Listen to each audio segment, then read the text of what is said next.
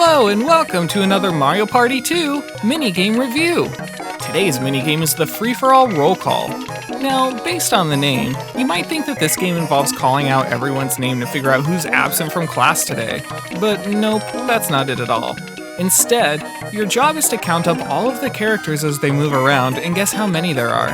Whoever chooses the correct amount wins the game.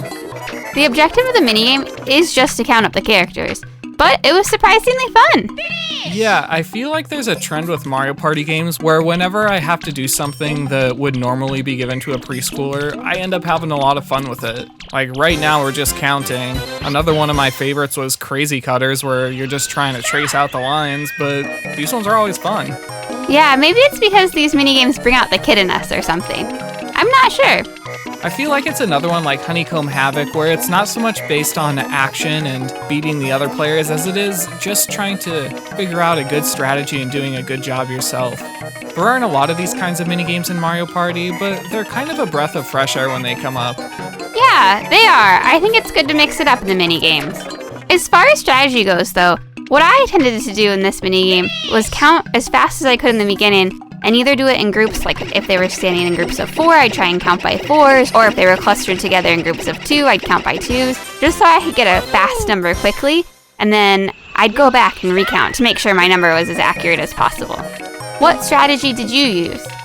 Yeah, I think it was basically the same as that. At the beginning of the game, I would do one kind of quick count just so that I can get a general idea of it and get a number added in. And then with the remaining time left, I would just keep going back through and double checking my answer just to be sure.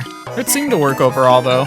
Yeah, I mean, we tended to be pretty accurate in our counts, or maybe we were off by 1 or 2. But I think that had more to do on which character we were counting at the time.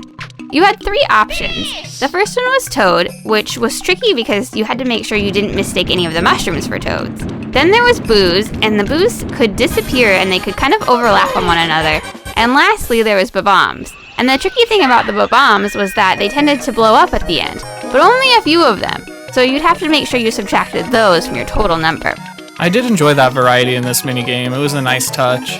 I think the easiest ones to count were the Bob-ombs, just because I think they moved slower than the other enemies, and just having to subtract, 2 or 3 at the end to get the right number wasn't very hard at all. Yeah, I agree. The Toads moved really quickly, and then the Boos did overlap a lot, so I felt like I was always counting them more than once. So overall, this is a pretty fun minigame. There's a nice variety of different characters that you have to count, all with their own unique twists to them. It's also fun to have these occasional minigames that aren't so much about your skill as a video game player, but more just about strategy and, doing something well. We're giving this one 4 stars out of 5. Yay! Well, that's it for today. If you enjoyed this video, please like, subscribe, and hit the bell. Looks like we're still on a roll with Roll Out the Barrels. That'll be our next review. Hope to see you then.